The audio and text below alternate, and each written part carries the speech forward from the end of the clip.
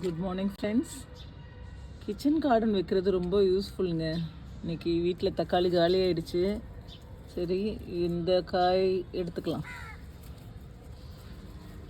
நம்ம ஒரு தக்காளி ஒரு பச்சை மிளகானாலும் நம்மளுக்கு யூஸுக்கு எடுத்துக்க முடியுது கிச்சன் கார்டன் இருக்கிறதுனால. இங்கே ஒரு பாவக்காய் வளருது, இன்னும் கொஞ்சம் முத்தணும். இந்த 2 தக்காளி கூட பறிச்சிடலாம். இந்த செடி வாடி போச்சு, பக்கத்துலேயே இன்னொரு செடி இருக்குது. பார்ப்போம். எதுக்கு இப்படி கொஞ்சம் காயாக பறிக்கிறேன்னா, செடியில் இருந்தால் அணில் சாப்பிட்ருவோம். ஸோ இதை நம்ம இப்படி பறித்து வச்சோம்னா கூட பழுத்துரும்.